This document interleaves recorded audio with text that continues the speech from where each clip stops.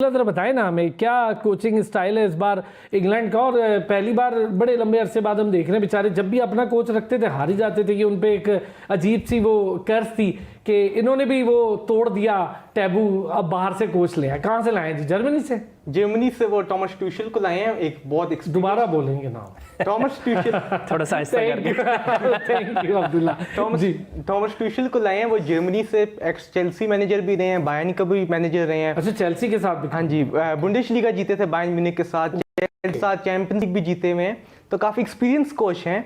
और मुझे लगता है कि अगर इंग्लैंड को जो आगे जिता सकता है वर्ल्ड कप, तो वो मुझे लगता है आपके टॉमस ट्यूशेल ही हैं। उनके पास प्लेयर्स भी बहुत अच्छे हैं, टैक्टिक्स भी मुझे उनकी पसंद है। इंग्लैंड आप एक कह सकते हैं कि एक ऐसी टीम है जो मैचेस ना बहुत टाइटली जीतेगी। अगर वो वर्ल्ड कप जीतेंगे भी तो ऐसे ही जीतेंगे, बड़ी टीम भी आई छोटी टीम भी आई, वो 2-1 3-2 1-0 ऐसे मैचेस जीतेंगे, क्लोज बस, लाइक लास्ट मिनट विनर, जिस तरह कल हमने देखा है। अभी मैक्सिको के खिलाफ मैच है, मैक्सिको भी बहुत अच्छा खेल रही है। मुझे फिर भी लगता है इंग्लैंड जो है जीतेगी, पर ऐसे ही जीतेगी, कोई बड़ी विन मुझे नहीं लगता एक्सपेक्ट कर सकते हैं। और जो आपके स्टार प्लेयर हैरी केन जिस तरह है, टॉमस ट्यूशेल एक ब्लेस्ड कोच कह सकते हैं आप, उनके पास हैरी केन है, डेक्लन राइस जैसा इंजन मिडफील्डर है जिसका इंजन है प्रॉपर, एलिट एंडरसन है, 200 मिलियन के मिडफील्डर्स हैं जो अभी आर्सेनल और सिटी में हैं। फिर उनके पास जूड बेलिंगहैम है, वो भी 100 मिलियन के बिके थे। अच्छा, ये बताइए इतने पैसे लेते हैं लीग्स में, हमें बताया बहुत महंगे, तो जब ये कंट्री के लिए खेल रहे होते हैं तो सेम पैसों वाला वॉल्यूम होता है या वहाँ पे थोड़ी तब्दीली होती है? एक जैसे आप वहाँ पे मिलियंस ले रहे हैं, तो जब इंग्लैंड के लिए खेल रहे होते हैं तो वहाँ पे क्या कुछ डिफरेंट होता है इनका सैलरी स्लैब? नहीं, सैलरी मतलब उनका थोड़ा सा इंग्लैंड अपने देती है, वरना वीकली मुझे उस तरह लगता है कि वीकली जो क्लब्स देते हैं वो क्योंकि ईयरली बेसिस पे देते हैं, वो क्योंकि डेली वीकली खिलाते हैं उनको। वर्ल्ड कप्स के लिए जो नेशनल टीम्स होती हैं वो मंथली उनको खिलाते हैं, वो भी 2 मैचेस के लिए। तो इनका थोड़ा सा मुझे लगता है नेशनल टीम सैलरी कम होती है, पर फिर भी जो प्लेयर्स होते हैं वो नेशनल टीम को हमेशा अपने मुल्क को आगे लेके जाना चाहते हैं, तो इसलिए मुझे लगता है कि सैलरी थोड़ी सी कम ही है वहाँ पे। अच्छा, हमारे यहाँ तो बहुत है भाई क्रिकेट में। अच्छा मुश्तबा, कोचिंग जरा आप बड़ा एक मजे का फैक्ट हमारे साथ शेयर करते हैं, और इंग्लैंड का भी यही है, जब भी इंग्लैंड का अपना कोच रहा है तो कभी भी नहीं जीत पाए वो सबके। इस बार इन्होंने सोचा ही मेरा ख्याल यही है जैसा अभी अब्दुल्ला ने बताया। अरसलान में मेरे जो स्टैट्स और इन्फॉर्मेशन के मुताबिक हो सकता है ये गलत हो, लेकिन इसमें यह है कि अभी तक कोई फॉरेनर कोच जो है किसी भी टीम का उसने वर्ल्ड कप नहीं जितवाया, और कोई एक कोच ऐसा है जिसने कोच जिसने 2 दफ़ा वर्ल्ड कप जीता, इसके अलावा ऐसा कोई कोच नहीं जिसने 2 दफ़ा वर्ल्ड कप भी जीता हो। तो ये बड़े ऐसे स्टैट्स हैं जो अभी जैसे अब्दुल्ला बता देना इंग्लैंड फेवरेट है, तो ये स्टैट्स के मुताबिक तो इंग्लैंड थोड़ा सा मेरे ख्याल से पीछे रह चुका है। जैसे हम बात कर रहे थे USA क्योंकि वो होस्ट है, लेकिन ओवरऑल अगर हम मैच देखें, जिस तरह 75 मिनट तक मैच बराबर था, 1-0 से हारा था इंग्लैंड, और उसके बाद यकदम 11 मिनटों में 2 गोल कर दिए हैरी केन ने। और मेरे ख्याल से यही बड़ी टीमों की निशानी होती है कि जब वो आखिरी लम्हात होते हैं, प्रेशर टाइम होता है, वो डरे नहीं, मुश्किल वक्त होता है, तो उन्होंने गेम को डोमिनेट किया। कॉन्गो पूरा 75 मिनट, यानी कि आप 75 मिनट का मतलब है कि 80% वो गेम जीत रहे थे, और लास्ट 20% जो था वो वहाँ पे आके इंग्लैंड ने कम बैक किया। और हर टीम में एक स्टार प्लेयर होता है, जैसे मेसी हो गया, रोनाल्डो हो गया, केन हो गया अपनी टीम में, मपाबे हो गया, तो ये जो स्टार्स होते हैं ये इन पे डिपेंड करती है टीम अपनी।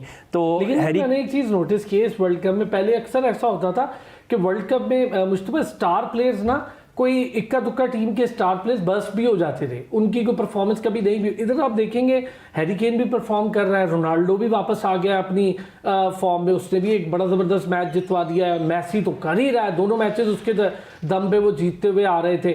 और फिर केन बहुत अच्छा है, एम्बाप्पे बड़ा कमाल का, एर्लिंग हॉलैंड बहुत अच्छी परफॉर्मेंस दे रहा है। ये जितने भी हर टीम के जितने भी नामवर प्लेयर, जैसे मेसी अब 39+ ईयर्स के हो चुके हैं, लेकिन जो उनकी फिटनेस है हमारी क्रिकेट से अगर उनको कंपेयर करें, हमारे 32 साल के बाद पेस होती है वो 120-30 पे आ जाती है, क्या हो जी उम्र 30+ हो गई है। दूसरी तरफ अगर हम इसको कंपेयर करें मेसी से, जिस तरह उनकी फिटनेस है, जिस तरह उनका रन है, बॉल के साथ लेके चलना, फिर सारा फिटनेस, आपको पता है सिर्फ भागना नहीं होता, डॉचिंग है, फिजिकल, आपको फिजिकल फिटनेस बड़ा मैटर करती है फुटबॉल में।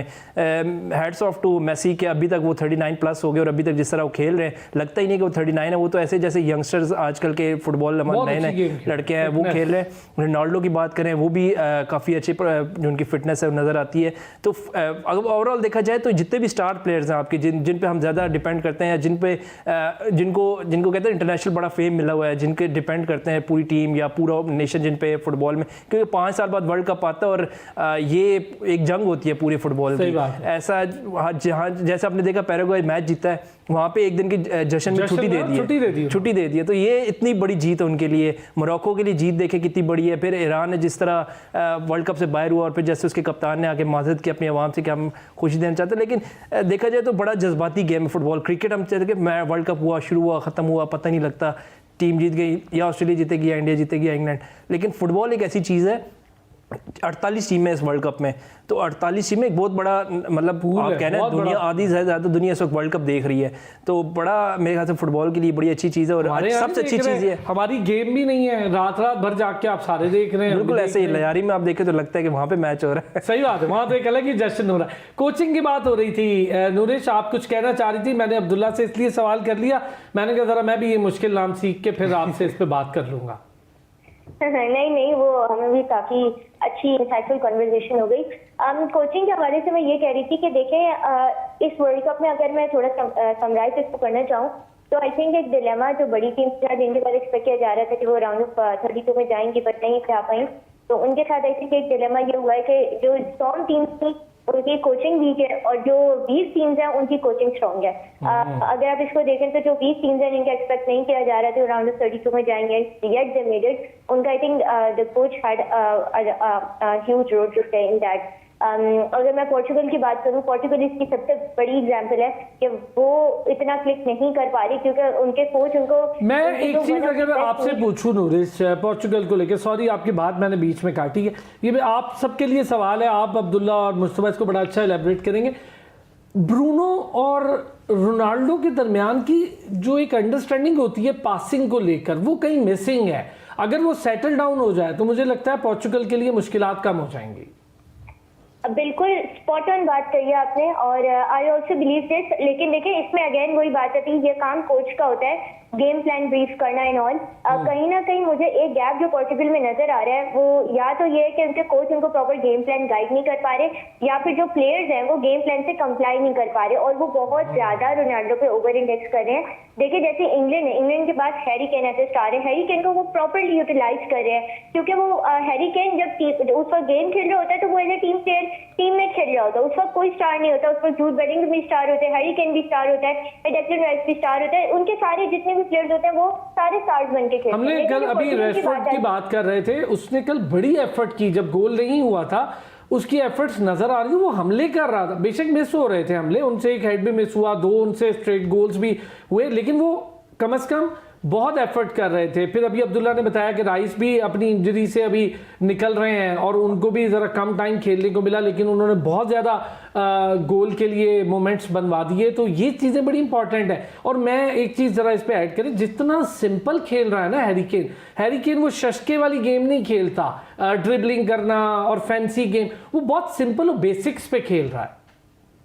बिल्कुल सही बात की आपने अरसलान भाई। और इसमें कल मैंने बात भी इसमें जो है ना मैं यहाँ पे करना भी चाहूंगी कि no matter what sport is it, आप फुटबॉल देख लें, टेनिस देख लें, आप जितना अपने गेम प्लान को सिंपल रखोगे ना, अननेसेसरीली ओवर कॉम्प्लिकेट नहीं करोगे या अननेसेसरीली डेविएट नहीं करोगे, उतना आपके लिए फायदा होगा। कल सेनेगल को ये चीज बड़ा फायदा दिया। और थोड़ा सा मैं इससे डिबेट करना चाहूंगी लेकिन डेफिनेटली टॉपिक से रिलेटेड है। अगर याद हो यहाँ पे आई डोंट नो कितने लोग विंबलडन फॉलो कर रहे हैं, बट माया जॉइंट ने जो सेरेना विलियम्स को हराया है वो भी इसीलिए हराया है कि उन्होंने भी अपना गेम प्लान सिंपल रखा rather than over complicating it. तो ये बड़ा जरूरी होता है कि आप सिंपल रखो। हैरी केन भी ये करे लेकिन पोर्चुगल में मुझे वो चीज नजर नहीं आ रही। और मैं यहाँ पे एक और चीज मेंशन करनी चाहूंगी, डेक्लन राइस की यहाँ पे बात हो रही थी तो मैं इसको थोड़ी एनोलॉजी ओलिसे से देना चाहूंगी। फ्रांस के जो प्लेयर हैं वो भी यही करते हैं कि कम टाइम में बहुत अच्छी इम्पैक्टफुल परफॉर्मेंस क्रिएट कर देते हैं। तो ये जो 2 चीजें ना ये बड़ा इम्पैक्ट क्रिएट करनी है स्पेशली ऐसी टीम्स के लिए कि जिनसे बड़ी एक्सपेक्टेशंस है। इंग्लैंड की मैं बात करूं, इंग्लैंड को काइंड ऑफ लोग ये कह रहे थे कि शायद आगे जो है ना चोक कर जाए या इंग्लैंड जो है ना सस्टेन नहीं कर पाए, लेकिन उनके लिए काम यही करिए कि वजह टीम 1 यूनिट बन के खेल में। पोर्चुगल का मैं अगेन ये बात करना चाहूंगी कि उनके पास one of the best midfield है इस टूर्नामेंट की, लेकिन उसको प्रॉपर जो है ना कैश उनके कोच नहीं कर पा रहे। तो ये एक कोचिंग का बहुत बड़ा ब्लंडर है जो पोटेंशियल को कैपिटलाइज कैसे करना है, ये बड़ा अच्छा आपने इस पे अब्दुल्ला मैं चाहूंगा इस पे रॉबर्टो मार्टिनेज है मेरा ख्याल है इस वक्त पोर्चुगल के साथ जिनका ताल्लुक स्पेन से if I am not wrong, तो उनके हवाले से भी थोड़ा सा हमें बताएं अब्दुल्ला। हाँ जी, वो सबसे पहले मैं कहूँगा कि जो रोबर्टो मार्टिनेज है ना, उनकी टैक्टिक्स हमेशा से कोई ख़ास नहीं रही, स्पेशल नहीं है। वो फिर जो पोर्चुगल, वो बेल्जियम के भी कोच रहे हैं, उनको शायद सेमीफाइनल तक लाए थे 2020 वर्ल्ड कप में। फिर वो पोर्चुगल में जॉन नेवेस और विटिनिया की मिडफील्ड है, उनको कैपिटलाइज सही तरह नहीं कर रहे। ब्रूनो फर्नांडिस रोनाल्डो को सही पासेस नहीं निकाल पा रहे। वो इनकी अंडरस्टैंडिंग ही मैनचेस्टर यूनाइटेड में भी दोनों खेले हुए हैं 2021 के करीब। अच्छा, हाँ सही बात है ये, और सही आपने कहा कि ये बड़ा पीक टाइम था रोनाल्डो का, उसमें भी इनके ये प्रॉब्लम्स रहते थे। इनकी अंडरस्टैंडिंग स्पेशल कोई नहीं रही हमेशा से। कोई रोनाल्डो ने कोई 20 गोल किए होंगे, फर्नांडिस भी रोनाल्डो के साथ 20 असिस्ट नहीं कर पाए। ये उन्होंने अब जाके रिकॉर्ड तोड़ा, जब रोनाल्डो चले गए तब जाके रिकॉर्ड तोड़ा है इन्होंने। फिर वो इंग्लैंड की अगर आप मिडफील्ड की बात करें, ऑन पेपर आप कहेंगे कि पोर्चुगल की बेस्ट मिडफील्ड है, पर अगर आप इन गेम देखें ना तो इंग्लैंड की मिडफील्ड मुझे लगता है थोड़ी सी बेहतर है, तगड़ी है। हाँ जी, राइस और एलियट एंडरसन की बहुत आला अंडरस्टैंडिंग भी है। साथ प्रीमियर लीग में भी दोनों खेलते हैं 50-50 प्लस। अभी ओवरऑल अगर मैं देखूं आपसे, वैसे पूछूं इससे जरा हटके एक सवाल, ओवरऑल मिडफील्ड चूंकि बड़ा तगड़ा एक एलिमेंट होता है फुटबॉल का, और उसी ने वहीं पे गोल रोकना है या फिर पीछे जाने देना है, वो एक बड़ी जबरदस्त दीवार। मुझे लगता है, if I am not wrong, आप उसको बेहतर करेक्ट करेंगे, मुझे भी फ्रांस से अच्छा मैंने किसी का नहीं देखा अभी तक मिडफील्ड फ्रांस का कि जो वजह है, उनकी डिफेंस भी बहुत स्ट्रॉन्ग है। Best centre back Duo France के पास है, फुल बैक्स भी एक्सट्रीमली स्ट्रॉन्ग है, अटैक भी बेस्ट है, कैम भी अच्छा है। सिर्फ मुझे लगता है मिडफील्ड उनकी थोड़ी सी लैकिंग है सीडीएम पर, वो भी पोजीशन। अच्छा, आपको लगता है थोड़ी सी लैकिंग है, लाइक इंग्लैंड पोर्चुगल के मुकाबले में नहीं है, पर अच्छी है उनकी भी midfield. What about Argentina? Argentine की टीम अभी इस वक्त मेसी कैरी कर रहे हैं, और उनका नॉकआउट भी, ब्रैकेट भी बहुत आसान है, ग्रुप स्टेज भी आसान था। प्रेशर नहीं पड़ा है अभी तक मिडफील्ड पे, सही कह रहे हैं। प्रेशर अभी तक प्रॉपर अर्जेंटीना पे नहीं आया। वो अभी मुझे लगता है जब अभी तक उनके टेस्ट नहीं हुआ अभी तक उनका सेमीफाइनल में, अगर जो रैंकिंग्स के हिसाब से देखें, जो सेमीफाइनल में टीम्स पहुंचेंगी उस साइड पे वो इंग्लैंड और अर्जेंटीना है। तो जब ये मैच होगा तो मुझे लगता है मोस्ट प्रोबेबली यही होगा। वैसे जर्मनी भी बाहर हो गई, अब रहे तो क्या इस साइड पे इंग्लैंड और अर्जेंटीना मेन 2 टीम्स हैं, और ब्राजील भी है, पर ये टीम्स जाएंगी मोस्ट प्रोबेबली, ठीक हो गया रैंकिंग्स के मुताबिक। तो इंग्लैंड यहाँ पे मुझे लगता है अर्जेंटीना को प्रॉपर मैच देगी, क्योंकि अभी उनको कोलंबिया खेलनी है क्वार्टर फाइनल्स पे मोस्ट प्रोबेबली रैंकिंग के हिसाब से। राउंड ऑफ 16 में मुझे लगता है स्विट्जरलैंड खेलेंगे, नहीं सॉरी इजिप्ट खेलेंगे। तो मुझे लगता है अर्जेंटीना को अभी बहुत सिंपल। हमने बड़ी कम बात की है, थोड़ा सा उसका भी हमें बताएं अब्दुल्ला। इजिप्ट पे चूंकि बात बड़ी कम, सलाह खेल रहे हैं, बड़े शानदार प्लेयर हैं, बड़ा नाम रहा है उनका, पिछले वर्ल्ड कप में तो उनका बड़ा तूती बोल रहा था। उमर मारमाउश मुझे लगता है इजिप्ट के एक स्ट्राइकर हैं जो बहुत टैलेंटेड भी हैं, साला के साथ उनका कॉम्बिनेशन अच्छा है। पर मुझे लगता है इजिप्ट राउंड ऑफ 16 में अर्जेंटीना से, या अभी शायद राउंड ऑफ 32 भी ऑस्ट्रेलिया उनके लिए टफ गेम है। मुझे लगता है यहाँ पे शायद वो जीत जाएं, और राउंड ऑफ 16 में वो अर्जेंटीना के खिलाफ वो बाहर हो जाएंगे। साला क्योंकि आप देखें 36 होंगे, वो अपनी फॉर्म में भी नहीं रही। प्रीमियर लीग में आपने देखा होगा, चैंपियंस लीग में देखा है, प्रॉपर अपनी उस गेम पे नहीं रहे जिस तरह वो लास्ट सीजन पे थे 24-25 के सीजन में। लिवरपूल को लीग भी जिताई थी, वो उस लेवल पे नहीं रहे। एक साल में चेंज हो गया सारा कुछ। ओके, अच्छा मुस्तफा, आपने कि मोरक्को की गेम देखी हो, अशरफ हकीमी गालिबन, if I am not wrong, बहुत अच्छा बड़ा कमाल का खिला। हालांकि उन्होंने एक फील्ड में गोल भी मिस किया, और फिर उसके बाद उनकी पेनल्टी पर भी बड़ा मत, लेकिन वो प्लेयर बहुत अच्छा है। और मोरक्को की टीम में भी मुझे बड़ा स्ट्रेंथ नज़र आ रही है। तो मोरक्को, यूएसए, कनाडा बड़ी शानदार तरीके से आगे बढ़ रही है। तो ज़रा हम यूएसए की भी बात कर लेते हैं, और मोरक्को की भी। क्या कहेंगे मोरक्को की टीम को लेकर? बड़ा अच्छा इंप्रेसिव गेम खेल रही है अभी तक। वही मैं जैसा शुरू में कहा ना कि जो वर्ल्ड कप में इसमें तब्दीलियां आ रही हैं इस दफ़ा वर्ल्ड कप में, छोटी टीमों से जो हम एक्सपेक्ट नहीं कर रहे थे कि जीतेंगी, वो जीते हैं। कनाडा बड़ा सरप्राइज़ था, यूएसए बड़ा मोरक्को का यहाँ तक पहुँच जाना बड़ी एक अचीवमेंट है इटसेल्फ। और जिस तरह आपने अभी शुरू में ही प्रोग्राम के शुरू में बताया कि यूएसए कभी 2 मैच एक साथ नहीं जीता था, वो इस दफ़ा जीता। तो चीज़ें चेंज हो रही हैं फुटबॉल में। इस दफ़ा जो टीमें आ रही हैं बड़ी मेहनत करके आगे आ रही हैं।